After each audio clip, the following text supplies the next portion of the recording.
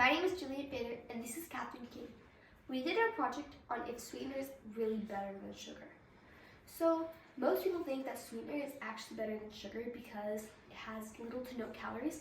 Well, in the long run, that's not true because it actually makes you gain weight instead of losing it, which people think that happens. It can lead to certain medical conditions if you have too much. So what we did is we take sweetener and sugar that I find in local coffee shops, put in the drinks so we know that it's taken on a regular Minnesotan basis.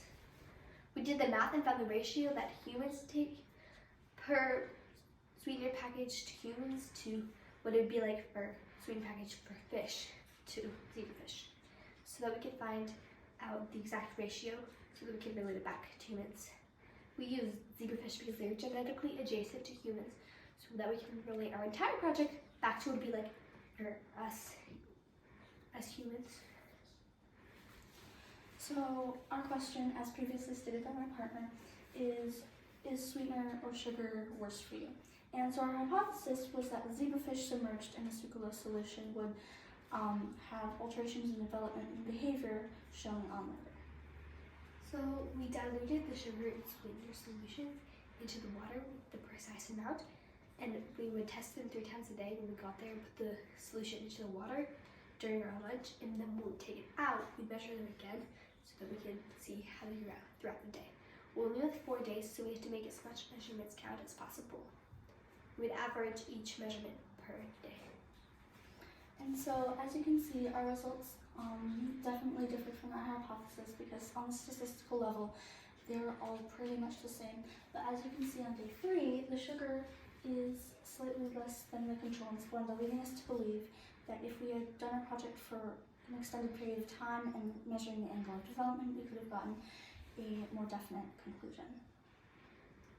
So in conclusion or summary, we thought that sweetener would have a higher effect on the zebrafish health and development than sugar would, but since we weren't able to find results, since our results weren't inconclusive, we weren't able to find an exact answer.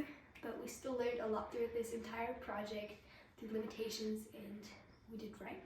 Some of our limitations, or things that didn't go well, were we had trouble with our microscopes. We had this problem with the measuring program that we programmed into our microscopes and the calibration part of that. And some of our notes that we took were hard to defer with our data. But some things we did right is the time we put into this, because we only had 4 days per week.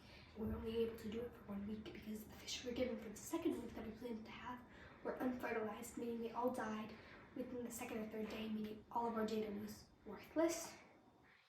So we definitely did all the data we could get. Some things that we do differently for our future projects, if we were to work with zebrafish again, would to be have pilot investigation or experiments. We would do this for all of our upcoming projects because you need to account for all errors, which we counted for the wrong errors throughout this project. That's our project.